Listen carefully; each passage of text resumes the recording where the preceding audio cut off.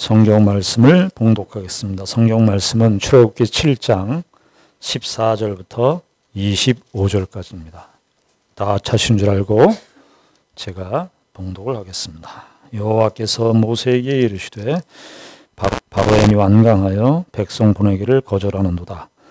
아침에 너는 바로에게로 가라. 보라, 그가 물 있는 곳으로 나오리니 너는 나일 강가에 서서 그를 맞으며 그 뱀 되었던 지팡이를 손에 잡고 그에게 이르기를 히브리 사람의 하나님 여호와께서 나를 왕에게 보내어 이르시되 내 백성을 보내라. 그러면 그들이 광야에서 나를 섬길 것이니라 하였으나 이제까지 내가 듣지 아니하도다. 여호와가 이같이 이르노니 내가 이로 말미암아 나를 여호와인 줄 알리라. 볼지어다 내가 내 손에 지팡이로 나일강을 치면 그것이 피로 변하고 나일강의 고기가 죽고 그 물에서는 악취가 나리니 애굽 사람들이 그 강물을 마시기를 싫어하리라 하라.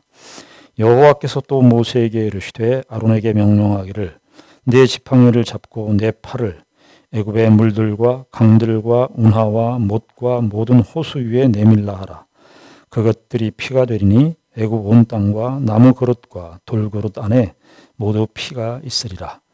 모세와 아론이 여호와께서 명령하신 대로 행하여 바로와 그의 신하의 목전에서 지팡이를 들어 나일강을 치니 그 물이 다 피로 변하고 나일강의 고기가 죽고 그 물에서는 악취가 나니 애굽 사람들이 나일강 물을 마시지 못하며 애굽 온 땅에는 피가 있으나 애굽 요술사들도 자기들의 요술로 그와 같이 행함으로 바로의 마음이 완악하여 그들의 말을 듣지 아니하니 여호와의 말씀과 같더라. 바로가 돌이켜 궁으로 돌아가고 그 일에 관심을 가지지도 아니하였고 애굽 사람들은 나일 강물을 마실 수 없으므로 나일 강가를 두루 파서 마실 물을 구하였더라. 여호와께서 나일 강을 치신 후 이레가 지나니라. 우리는 지금 계속해서 주일날 출애굽기의 말씀을 함께 생각을 하고 있습니다. 출애굽기 7장부터 13장까지는 우리가 잘 아는 이스라엘의 그 애굽의 10가지 재앙에 대한 기사가 기록되어 있습니다.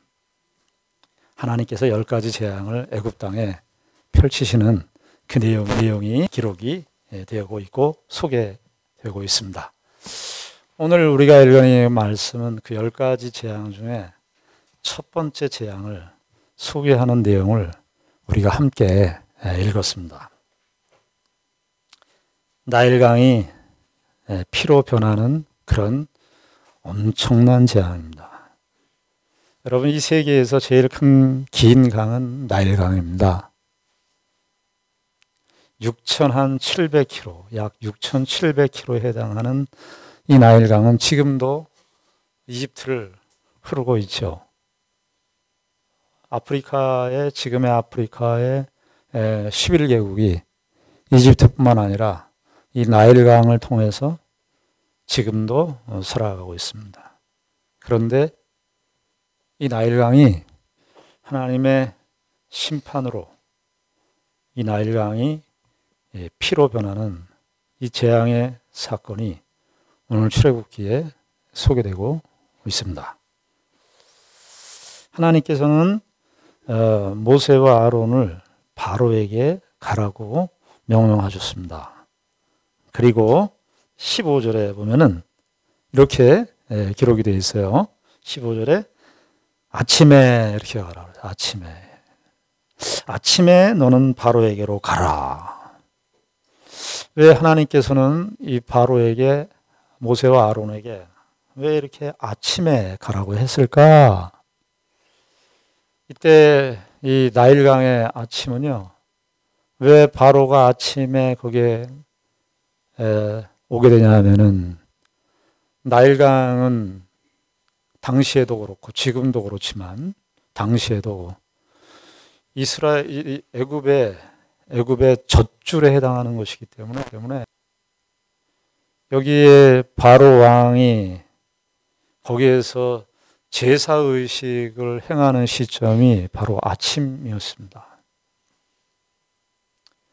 애굽 사람들은 당시에 그 고대에 자신들이 믿고 있었던 신화가 있었어요. 신화. 어느 나라마다 민족마다 다 신화가 있어요. 당시 때 이집트는 세계 최고의 강대국이었는데 최고의 강대국인 것만큼 다양한 신들도 섬겼습니다. 그 대표적인 신 중에 신이라고 하는 존재가 누구냐면 하피라고 하는 신이에요. 하피. 이 하피라는 신은 나일강을 관장하는 그 신이에요. 나일강에 물이 넘치고 넘실넘실 넘치고 뚝을 넘치고 할 때 나일강 주변을 다 적시고 그래서 모든 식물들이 잘 자라고 그리고 애굽 사람들이 그 풍요와 번영을 자랑하는 가장 중요한 근원이 뭐였냐면 나일강이었습니다. 그런데 이 나일강의 축복과 나일강의 이 번영을 가져다주는 신이 누구였냐? 하피라는 신이었다라고 믿고 사람들이 살았습니다. 그 하피라는 신에 대한 제사를 드리려고 이 바로 왕이 나일강에 아침에 나오게 된 것입니다.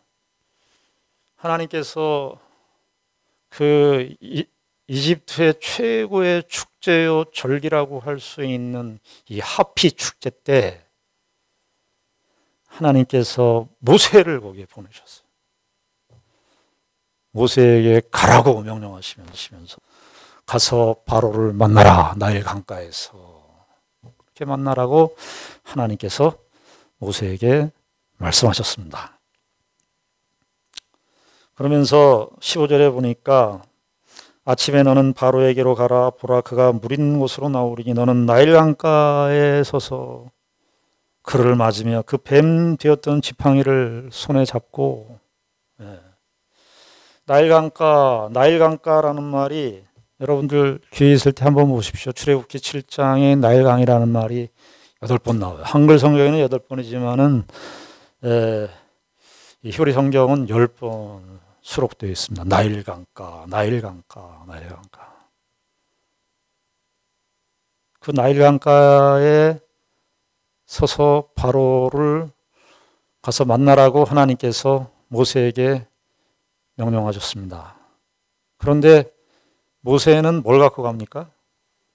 여기 보니까 그 뱀 되었던 지팡이를 잡고 바로 앞에 바로와 바로의 신하들이 바로의 아마 군대들도 경비대들도 있었을 거예요. 그런 그 웅장한 그 사람들을 향하여 모세는 무엇을 갖고 갑니까? 뱀 되었던 그 지팡이를 갖고 바로 앞에 섭니다. 하나님의 백성들은요, 그 시대를 살든, 옛날 고대를 살든, 지금 이 시대를 살든, 어떤 시대를 살든, 하나님을 믿는 백성들은 하나님께서 함께 하시는 그 지팡이로 세상 앞에 서는 사람들입니다. 바로가 가지고 있는 힘, 애굽이 소원하고 애굽이 바라고 기대하고 쓰고 있었던 이 힘이라고 생각하는 그 힘을 의지하는 존재가 아니에요. 하나님의 백성들은 이 뱀 되었던 지팡이는 출애굽기 4장에서 하나님께서 모세에게 이 지팡이를 들려줬던 얘기예요. 처음 이 뱀 되었던 그 지팡이를 하나님께서 첫 번째 이적으로 모세에게 보여줬던 기적이었어요. 하나님이 너와 함께 하신다. 지팡이 우리가 한번 설교했죠. 지팡이 출애굽기에 자주 등장하는 이 지팡이, 이 마테라고 하는 히브리 말인데 이 지팡이 모세는 그 당시 때 복장이 그냥 목동의 복장이었을 겁니다. 바로는 왕관을 쫙 쓰고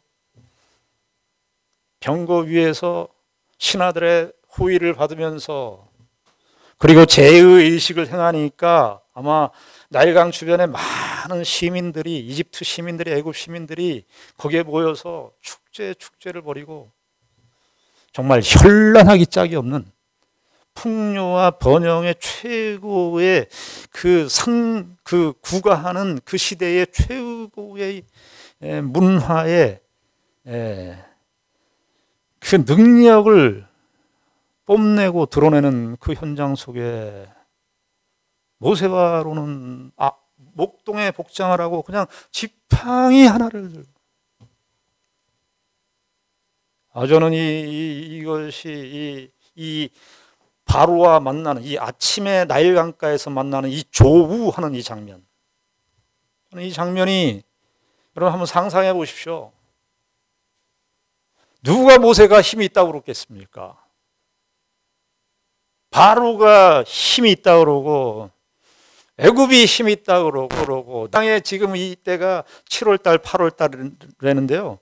그 당시 때 나일강이 막 이렇게 범람하는 겁니다. 삼각주인데 나일강이 범람하는 거예요. 그래서 나일강이 지금도요 지중해까지 이게 쫙 지중해까지 북쪽의 지중해까지 흘러가는 그런 나일강이에요. 그래서 그 사람들이 거기에서 축제를 벌이는데 모세가 들고 있는 건 지팡이 하나. 근데 이 지팡이는 하나님께서 함께 하시는 그 지팡이. 하나님께서 함께 하시는 지팡이. 여러분, 신자는요, 저와 여러분들은 이 세상에 애굽과 같은 이 세상의 번영과 이 세상의 힘이라고 말하는 것들, 이 세상이 이것만 있으면, 세상 사람들이 이것만 있으면 너 인생 꿀리지 않고 살 수 있다라고 말하는 그 내용들에 대해서 신자들은 무엇으로 이 세상 앞에 대하는가? 하나님의 함께 하심으로. 여기 뱀되었던 지팡이라고 하는 것은 모세가 경험했던 거예요. 하나님의 능력을 경험했던 거예요. 저와 여러분들의 인생 속에서 아무리 영적으로 어둡고 아무리 영적으로 민감하지 않아도요, 여러분들 하나님께서 함께 하셨던 그 사인들이 있었을 거 아니에요. 하나님께서 저와 여러분들에게 함께 했었던 그 사인들이, 증거들이 있었을 거 아니겠습니까? 우린 그 증거를 써먹지를 못해요. 하나님은 모세에게 뭐 굉장한 무슨 굉장한 주변에 바로가 놀랄 만한 어떤 조건을 갖추고 등장하는 것이 아니라 뱀되었던 지팡이를 들고 바로 앞에 했습니다. 한 400년 전 이전에 여러분 족장 중에 아주 말썽 많았던 족장이 한 사람이 있었죠. 야곱이라는 사람입니다. 야곱이 말입니다. 훈련을 많이 받았어요. 왜냐하면 이 이기적인 그 본성이 있어가지고 훈련을 많이 받았어요. 아브라함과 이삭도 훈련을 받았지만 야곱만큼 훈련받은 사람이 없어요. 그런데 그 야곱이 말입니다. 애굽에 내려옵니다. 우여곡절을 거쳐서 요셉의 인도를 따라서 애굽에 내려와서 그 당시 때 이집트죠. 이집트, 애굽, 바로라는 사람, 이 바로는 이름이 아닙니다. 그 칭호예요. 왕의 칭호. 그 당시 때 애굽의 바로 앞에서. 그 당시 때 모세도 나이가 130세가 되었는데 지팡이 하나 들고 왔어요. 지팡이 하나. 바로를 만나면서. 창세기 47장에 있는 내용입니다. 바로를 만날 때 지팡이 하나를. 그런데 누가 누구를 추복하는 줄 아십니까? 바로가 그 당시 때도 뭐 대단하죠. 그 당시 때도 뭐 피라미드가 있다고 알려질 정도니까 애굽이 가진 찬란한 문화는 뭐 형언을 할 수 없을 정도로 하고 강대했습니다. 애굽 하면 애굽은 우리가 가고 싶은 애굽, 저 애굽에서 사는 것이 우리 인생의 행복을 가져다 준다고 생각하는 사람들이 그 당시 때 대부분의 사람들의 사고였고 생각이었습니다. 그런데 야곱이 어떻게 합니까? 야곱이 축복을 합니다. 바로에게. 2번 해요. 들어가서 축복하고 나올 때 축복을 해요. 누가 누구에게 축복을 해야 되는 겁니까? 많이 가진 사람이 없는 사람에게 축복을 해야 되는 거 아니에요. 야곱은 목동이었는데 모세처럼 이리저리 방황하면서 텐트 치고 살았던, 천막 치고 살았던 목동이었는데 지팡이 하나를 딱 쥐고서 바로를 축복합니다.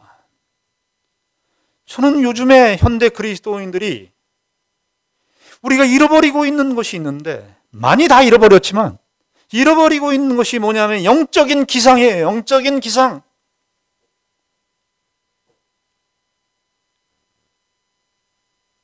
누가 누구에게 축복을 요구하고 누가 누구에게 축복을 주는지를, 줄 수 있는 자인 줄을 헷갈려요. 우리가 이 세상 앞에 축복을 전달하는 사람입니다. 하나님께서 이 출애굽기 첫 재앙을 시작하면서 재앙의 테이프를 끊는 내용인데요. 모세에게 지팡이 하나 들려서 무슨 권한을 행사합니까? 지금 심판권을 행사하고 있습니다. 심판권을.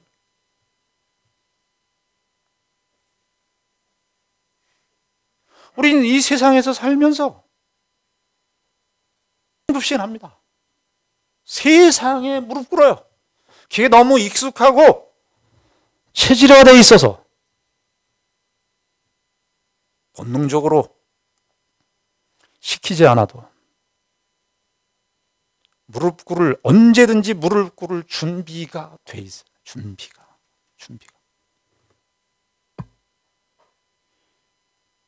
하나님께서 모세를 세워서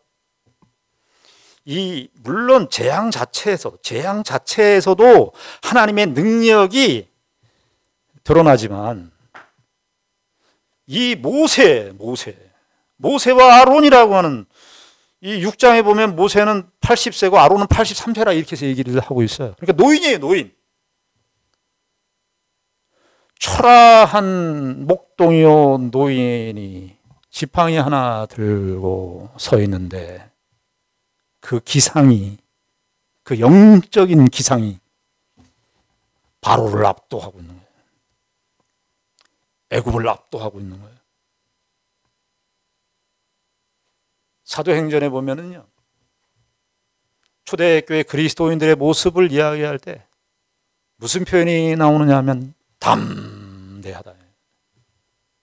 사도행전 4장에 보면 베드로와 요한이 그 사내들인 공회, 막강한 그 당시 때 이스라엘의 최고의 권력의 중심지라고 할 수 있는 사내들인 앞에서 변론을 하는데, 베드로와 요한을 가리켜서 성경에서 뭐라고 얘기하느냐 하면 저가 담대해요. 그 담대하다는 말이 사도행전 28장에 보면은 바울이 말입니다. 로마의 감옥에 가택 연금을 당했습니다. 그러면 우리는 쫄아들어야 되잖아요. 쫄아서 이게 뭐 신세가 이렇게 되냐, 우린 다 망했다, 이렇게 해야 되는데, 사도행전 맨 마지막에 이 결론도 결론 같지 않은 결론, 계속 어떤 면에서 진행되는, 사도행전 29장이 연상되는 그런 결론이에요. 그게 뭐냐 하면 28장에 바울이 뭐라고 그러냐 하면 자기가 사는 셋집에서 가택연금에서 주 예수 그리스도와 하나님 나라의 복음을 담대하게 전파하더라.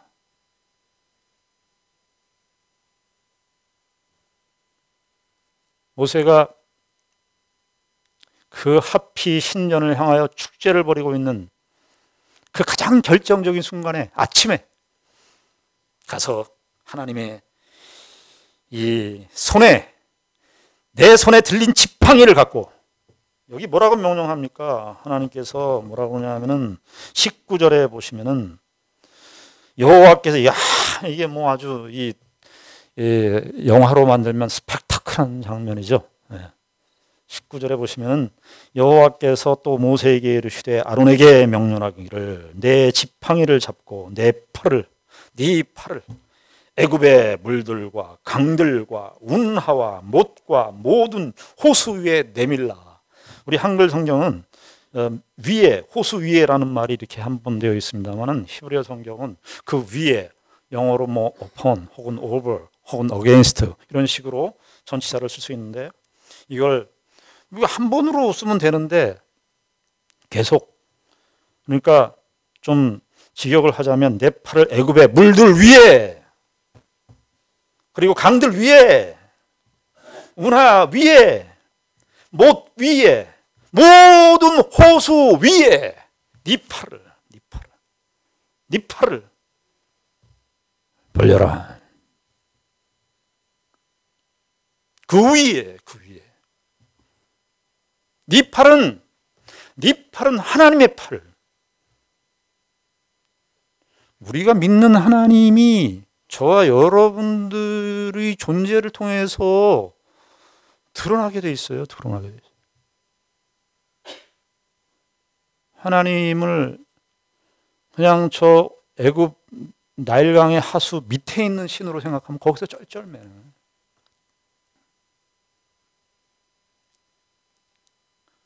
내 지팡이를 잡고 내 팔을 애굽의 물들 위에, 강들 위에, 운하 위에, 못과 모든 호수 위에 내밀라. 누가 누구에게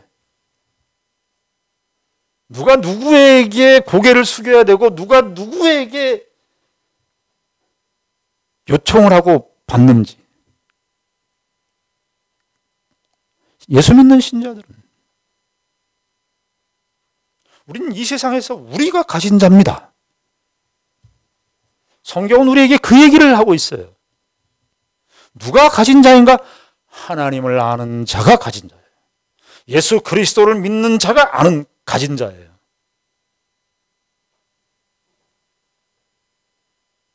우린 내가 가지고 있고 내가 소유하고 있는 실체를 너무 몰라요. 그래서 현실에 나가면 써먹지를 못해요. 모세와 아론은 이 말을 그대로 다 순종을 합니다. 그래서 다 나일강에 있는 모든, 그 정말 얼마나 큰 나일강입니까? 긴 나일강. 그 나일강이 피로 다 변합니다. 그래서 여기 이 재앙을 일으키시는 목적이 뭐냐? 하나님께서 능력 자랑하기 위해서, 힘 자랑하기 위해서 그런 게 아니에요. 17절에 보시면은 17절이 아주 중요한 말씀인데, 하나님께서 이 재앙을 내리시는 목적, 이 10가지 재앙 다 포함해서 재앙을 내리시는 목적, 17절에 여호와가 이같이 이르노니 네가 이로 말미암아 나를 여호와인 줄 알리라. 여호와인 줄 알리라.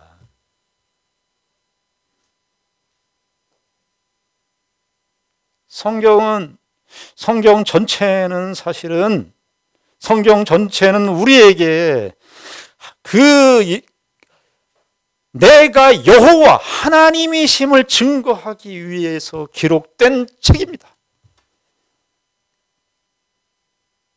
여호와라는 말은 출애굽기 우리가 3장에서 모세와의 대화 속에서 제일 처음 소개됐어요. 나는 스스로 있는 자, 있는 그 존재, 그분이, 있게 한 그분이 나다. 모든 이 세상의 모든 물질 세계, 또 보이지 않는 이런 모든 세계는 다 한 곳에서부터 나왔는데, 그분은 존재의 근본이 되시는, 스스로 계신 그분을 통해서만 다 나온 거예요. 그러니까 하나님께서 나일강을 친 것은 이 세상의 주인이 누구냐? 여러분들도 집에 가시면 저 집의 주인이 누구냐가 중요하지 않습니까? 집에 가면 주인이 누구냐, 등기권이 누가 갖고 있냐, 이거 중요하지 않습니까? 하나님께서 나일강을 치신 것은 온 세상에, 그래서 이 여호와라는 말을 히브리 사람들은 여호와라는 말을 못합니다. 이렇게 불경스럽다고 생각해서. 그래서 그거를 바꿔서 표현한 것이 뭐냐면 아도나이예요. 주라는 말입니다. 그러면 이 말을 조금 그 주라는 말로 말한다면은 내가 주인 줄을, 주인이라는 말, 내가 주인이라는 말, 온 세상의 주인이라는 거예요.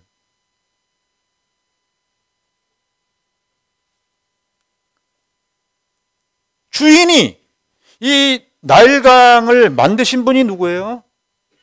하나님이세요. 죄송하지만 우리는, 이 인류는요, 다 새들어 사는 인생들입니다. 우리가요, 다 세입자예요. 성경의 말씀에 의하면. 창세기에 이 세상과 이 온 하늘과 땅을 누가 만드셨다고 그래요? 하나님께서. 동물과 식물, 이 모든 물, 이 나일강 물이잖아요. 물 누가 만드셨습니까? 하나님이 만드셨습니다. 우찌부라 간조 선생님이 그 말을 했어요. 인간들이 도둑이라고, 사람들이 도둑이라고. 왜 도둑이냐? 다 하나님의 것인데, 이 세상 모든 것들이 다 하나님의 것인데 사람들이 자기 것이라고 말하니까 도둑질하는 거지, 도둑질. 인간은 다 도둑이라. 이집트 사람들은 다 큰 도둑이에요. 큰 도둑. 바로는 큰 도둑. 이 애굽 땅, 나일강 누가 주인입니까? 여호와가 주인이, 여호와가.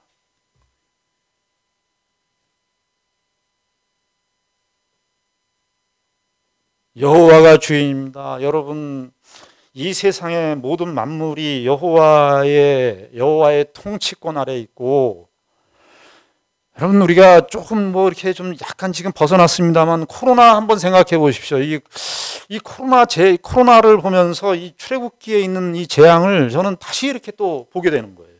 이 우리의 맥락에서. 그 인간의 머리털보다도 2000분의 1밖에 안 되는 그 미생물 바이러스에 의해서 지금 어제까지 통계가 700만이 죽었어. 700만이. 종종 이 세상을 살아가면서 우리가 이런 터키의 지진도 있고 이런 바이러스의 이런 내용도 있고, 여러분 1918년도에 스페인 독감이 5억 명이 죽었어요. 5억 명이. 이런 지진과 기근과 이런 재난들의 이런 모습들을 우리가 보면서 말입니다. 출애굽이 명시적으로 이렇게 말씀은 안 하지만 이 세상의 주인이 누구냐? 이 세상을 누가 통치하고 다스리는가? 우리에게, 인류들에게 깨닫게 하기 위한 그 하나님의 의도가 아닌가 생각이 듭니다. 하물며 우리의 소유겠습니까? 하물며 내 인생이겠습니까? 내 인생도 나의 것이 아닙니다. 그리스도인들은 내가 가진 소유, 내가 가진 그 어떤 것도 다 하나님의 소유입니다. 여러분, 디모데서에서 바울 사도께서 그 말씀을 하셨어요. 인간은 알몸으로 왔다가 알몸으로 가는 인생이라.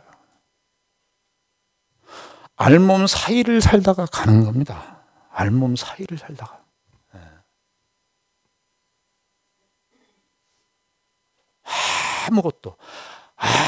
아무것도 가져갈 수가 없어요.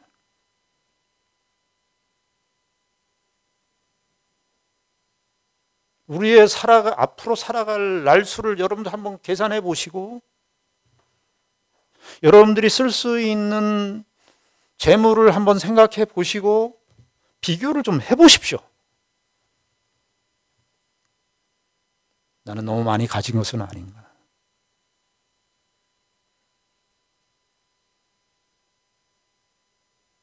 그것이 바로가, 여러분 바로를 보면은요, 출애굽기 바로를 이렇게 이야기할 때요, 바로와 같이 곁들여서 나오는 표현이 있어요. 계속 볼 때, 오늘 본문에도 2번이나 나오지만, 바로의 마음이 완악하다, 강팍하다, 완강하다. 완악하다, 완강하다, 이 표현을 계속, 이 상태 동사인데, 바로를 말하는 거예요. 바로의 상태를 말하는데, 바로의 마음의 상태를 말하는데, 바로가 완강했다, 완악했다. 바로의 완강함은, 이 완강이라고 되어 있는데, 오늘 본문에 보면 14절에 완강인데, 이거는 무겁다. 바로는 왜 마음이 무거웠을까? 바로가 가진 게 많거든요. 그 무게 중심이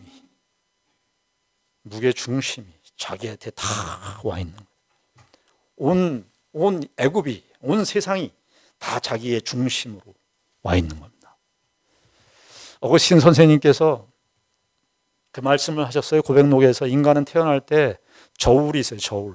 저울이라고 하는 것은 공평한 거잖아요. 양쪽에 50, 50 평균적 저울인데, 불행하게도 인간은 태어날 때부터 저울이 기울어진 채로 태어난다는 거예요. 자기에게 기울어진 채로. 그래서 사람은요, 합리적인 존재가 아닙니다. 합리화하는 존재지.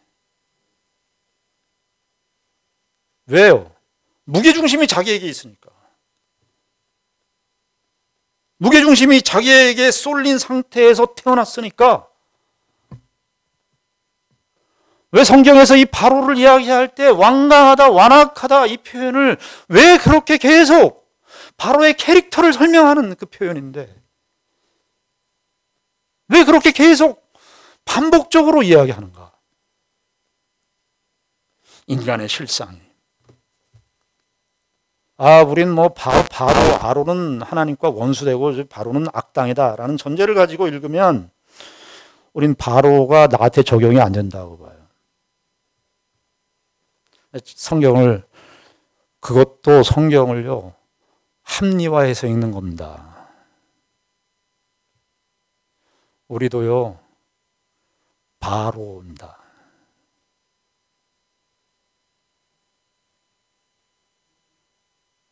우리도 바로입니다.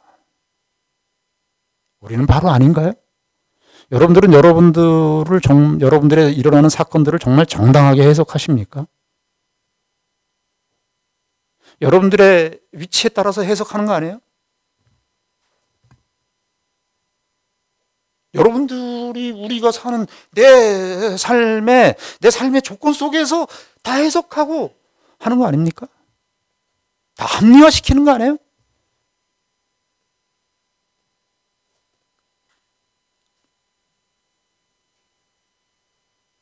여러분 그 생각을 해보셨습니까? 이 바로에게 말입니다. 누가 바로를 향해서 당신의 마음이 완악합니다, 그렇게 말한 사람이 없어요. 출애굽기에 보면은 신하들도 바로에게 바로의 마음, 당신의 마음이 완악합니다, 완악합니다, 그렇게 얘기한 적 없고요. 바로 자신도 자기에 대해서 완강하다, 완악하다 그렇게 말한 적이 없습니다. 이렇게 말하시는 분은 딱 한 분이셨어요. 바로를 향하여 그 온 세계를 쩌렁쩌렁 울리면서 최고의 지혜고 최고의 똑똑한 사람이라고 생각하는 그 바로를 향하여 유일하게 바로를 향해서 완악하다, 완강하다 이렇게 말하신 분은 여호와 이분밖에 없습니다. 모세를 안 했어요. 출애굽기에 보면. 당신은 완강합니다. 이렇게 얘기 안 하죠. 하나님께서 야, 바로가 말 안 들을 거야. 거절할 거야. 이유는 완악하니까. 마음이 무거운 사람이다. 그 사람. 완강한 사람이다. 이 완악하다, 완강하다는 말이 21번 나오는데요. 바로와 관련돼서. 첫 번째 5가지 재앙까지는 바로 혹은 바로의 마음이 주어입니다. 바로 마음이 완악하다. 그래서 6번째 재앙부터는 여호와께서 완악하게 하셨다, 강팍하게 하셨다, 그렇게 얘기해요. 여러분 뒤에 부분 6번째 이 뒤에 나오는 여호와께서 바로의 마음을 완악하게 하셨다 이 말을 이렇게 이해하시면 안 됩니다. 바로가 회개하려고 돌이키는데 하나님께서 의도적으로 바로의 마음을 완악하게 했다 그런 뜻은 아닙니다. 그 말은 이런 뜻입니다. 바로는 처음부터 완강했는데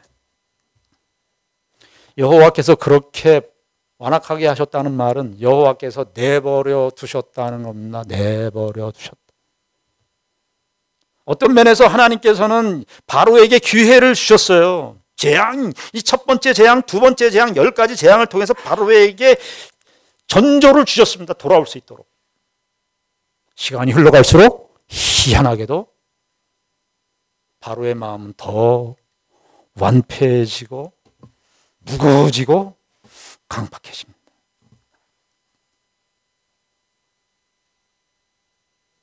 내버려 두셨습니다. 그래서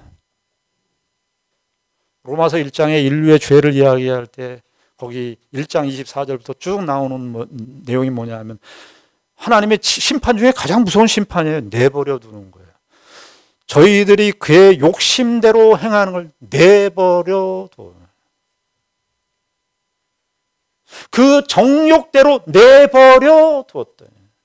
그 상실한 마음대로 내버려 두었다. 내버려 두었다.